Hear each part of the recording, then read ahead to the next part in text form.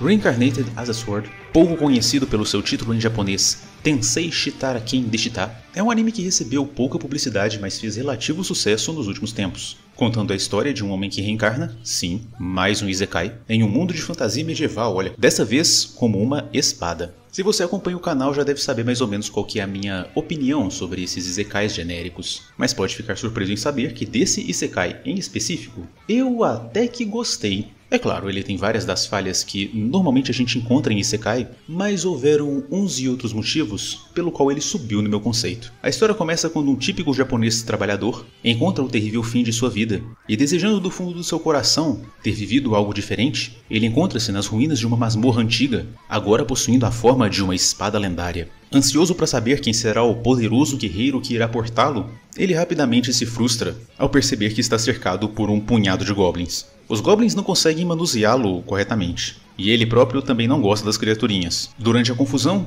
um dos goblins acaba cuspindo na espada, desencadeando a sua fúria e mostrando que, apesar de ser apenas um item, ela tem magia o suficiente para combater praticamente sozinha. O nosso protagonista, que futuramente vai ganhar o nome de Mestre, combate aquelas criaturas e percebe que quanto mais inimigos ele derrotar, mais nível ele ganha e mais poderoso ele fica, embarcando numa jornada de destruição e level up eterno, e conseguindo habilidades relacionadas às criaturas às quais ele derrota. Pois é bem genérico, né? Até aqui, essa poderia ser a história de literalmente qualquer outro Isekai. Basta colocar uns 3 ou 4 pares românticos para o nosso protagonista e um grandioso rei demônio para ele derrotar. Mas é nesse momento que o anime te surpreende. O portador da espada não será uma elfa gostosona nem um herói galante, mas sim uma pequena garota gato que estava sendo contrabandeada por uma gangue de bandidos. Os dois se encontram pelo motivo da exploração da espada mestre e de uma forma meio mística por um tipo de desejo que a garota gato faz em uma hora de extrema necessidade. Juntos, a espada reencarnada e a garota derrotam os vilões que estavam fazendo o contrabando e também alguns monstros da região,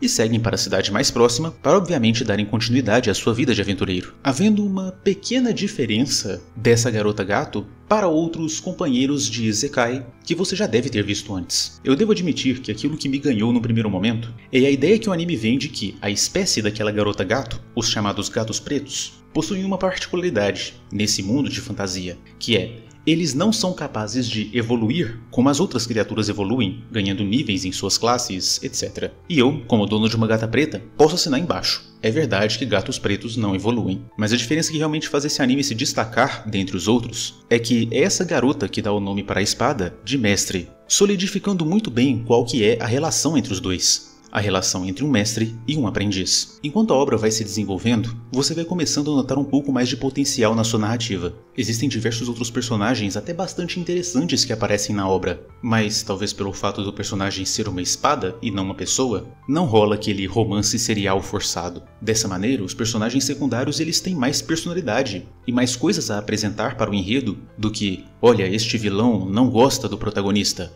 ou olha, este mocinho gosta do protagonista. E como todo mundo que não gosta é vilão e todo mundo que gosta dele é mocinho, você já sabe exatamente o que vai acontecer. Não, nada disso. A trama tem os seus mistérios. Ela se permite não ser preto no branco o tempo todo. Em diversos episódios existe a sugestão de que a reencarnação do nosso protagonista com uma espada não foi um mero acaso do destino, uma ferramenta do roteiro para começar a história, mas sim uma possível obra dos deuses vagamente explicados daquele mundo. Ele fica teorizando se outras armas como ele também existem, e se essas armas também seriam, talvez, isekais. E qual seria o grande plano dos deuses sobre isso? Na primeira temporada, essas ideias elas são apresentadas muito vagamente. O personagem pensa sobre elas, mas todo o enredo gira em torno de outras coisas. O plot de verdade da primeira temporada se concentra no desenvolvimento da gata preta, que tem o nome de Fran, como uma pessoa mais confiante e independente, e uma aventureira de verdade. Existe um mérito aqui, quando o anime se dá ao tempo de desenvolver os próprios personagens, mas consegue manter uma aventura que não deixa a passada lenta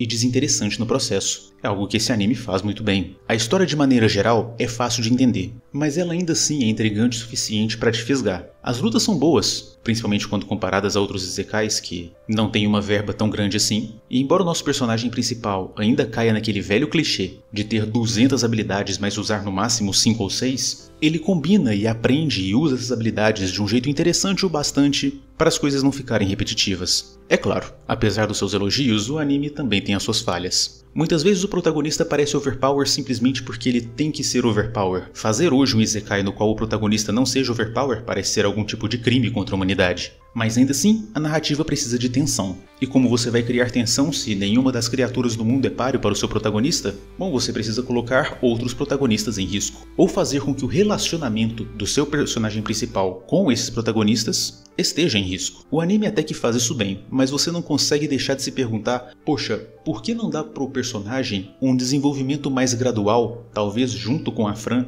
em vez de fazer ele super overpower desde o começo, e depois ter que ficar costurando maneiras de colocar tensão na narrativa. O anime também flerta com algumas ideias muito interessantes. Por exemplo, nosso protagonista mata uma legião gigantesca de monstros para conseguir as suas habilidades overpower logo nos primeiros episódios do anime. É mostrado que nessas lutas ele enfrenta criaturas colossais e destrói ecossistemas inteiros. Mais ou menos lá pro quarto ou pro quinto episódio, você começa a se perguntar, será que a grande invasão Goblin que está acontecendo não foi gerada na verdade pelo protagonista? Pelo fato de ele ter matado um Goblin logo no primeiro ou segundo episódio, um Goblin Rei, para adquirir as habilidades dele? Talvez ele tenha causado um desequilíbrio na hierarquia dos Goblins. Ou talvez, matando tartarugas gigantes e destruindo florestas, ele tenha causado um distúrbio ecológico que fez os Goblins fugirem em direção à cidade. Então, na verdade, a irresponsabilidade dele é que seria a culpada por todo esse caos que está acontecendo no final das contas. É uma ideia muito interessante, mas ela não vai pra frente. Os Goblins são só maus mesmo.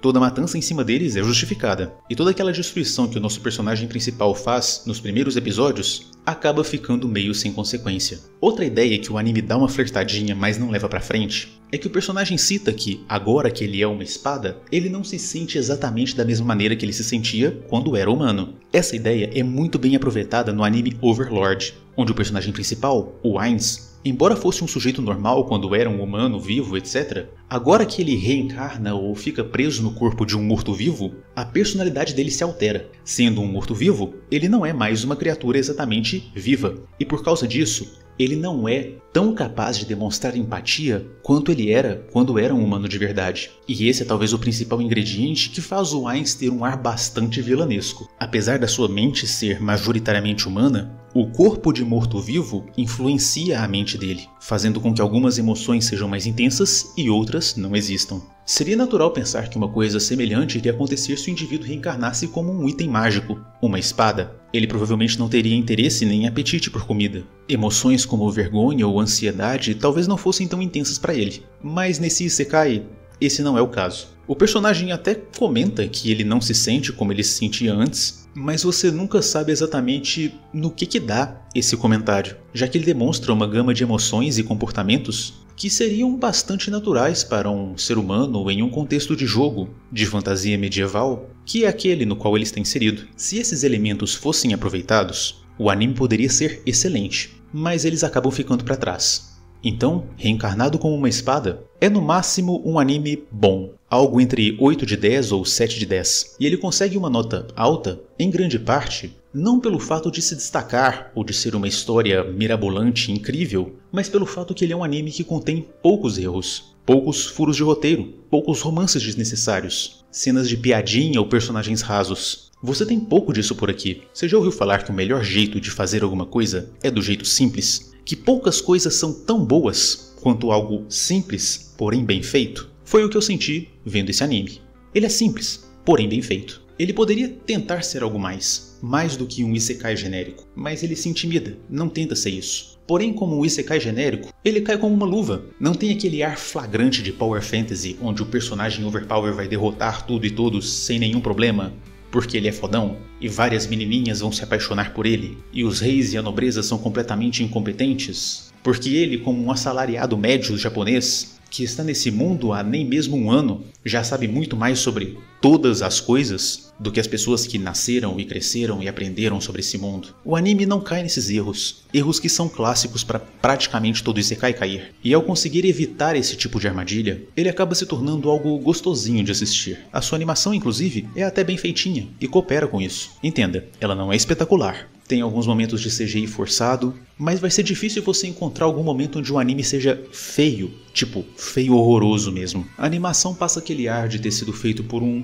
Estúdio de segunda categoria, mas que não estava desesperado em ganhar dinheiro e acabou fazendo as coisas sem ter o mínimo de zelo. Como eu disse, a animação não é fantástica, mas ela também não vai ser um ataque aos seus olhos. Eu até achei inesperado como ele conseguiu tanta repercussão, sendo um anime tão nichado e sem nada de especial. Pelo bem ou pelo mal, esse não é um anime que vai marcar gerações. Mas se você é fã do gênero Isekai, com certeza vale a pena dar uma olhada. Tal como também vale a pena dar uma olhada nesse vídeo aqui, se você quiser ver o outro lado da moeda e entender o que acontece quando um Isekai falha miseravelmente. Eu espero que vocês tenham gostado do vídeo e seja muito bem-vindo ao Café com Spoiler.